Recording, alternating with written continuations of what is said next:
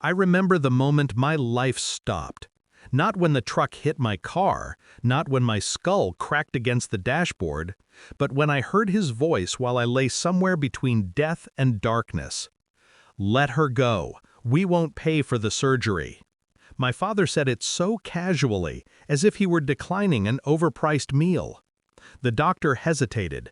Machines beeped beside me. "Sir, without the operation," I said, "let her go." A sigh, a pen clicking, signed the DNR.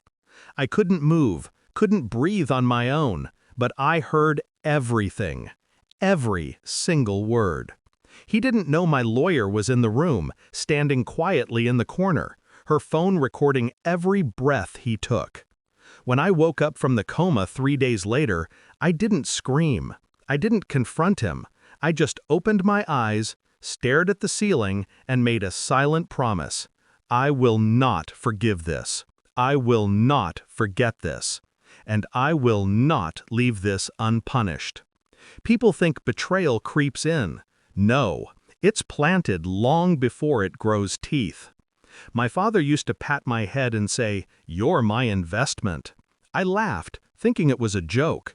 I see now it was the only truth he ever told me.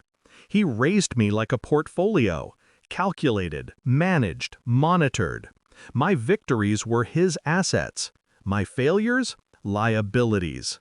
I worked, studied, built a career, sent money home.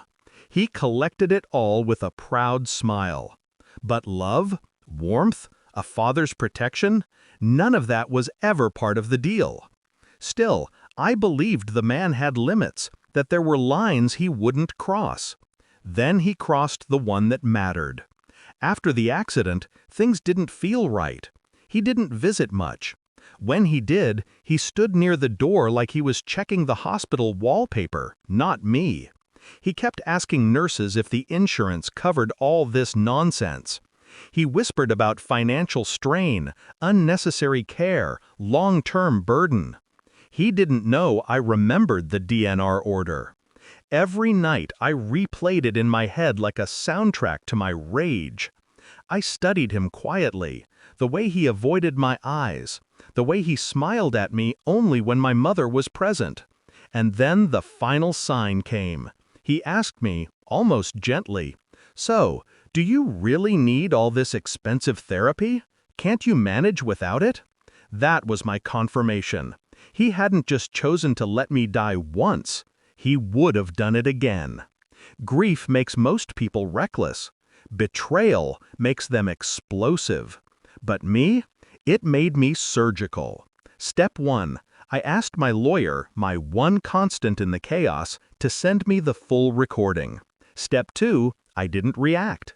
I didn't change my tone with him. I pretended nothing had ever happened.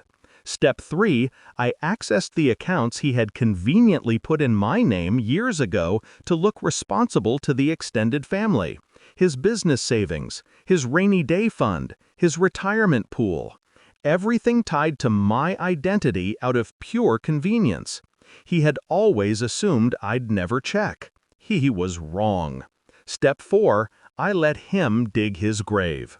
He asked me to co-sign a loan to help the family business breathe. I smiled and signed. He didn't read the fine print that placed the entire debt solely under his responsibility. Step 5. I scheduled a meeting. Not with him, with the board members, his partners, the bank officers.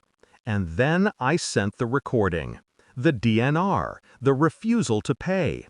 His voice saying, "Let her go." The men who trusted him heard what kind of man he really was. The money he thought he controlled froze instantly. His business credit collapsed. His partners withdrew. His loan ballooned. His accounts drained into legal holds. By sunrise, he wasn't just broke, he was drowning. I visited him that evening.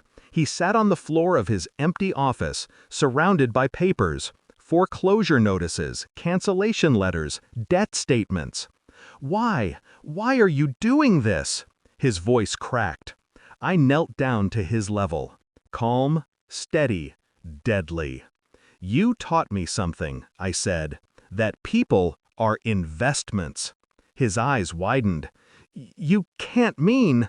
You decided I wasn't worth saving, so I did the math, and you aren't worth keeping. I placed a copy of the DNR document in front of him. You signed my death to save money. I just signed yours without killing you. He broke, right there, and I watched it happen without blinking. I walked away from him, not out of anger, out of closure. He had gambled my life to protect his wallet, so I emptied his wallet to protect my life. People call what I did cruel, unforgiving, cold. Maybe it is. But when someone shows you your worth in the currency they value most, you pay them back in the same denomination. And I did, with interest.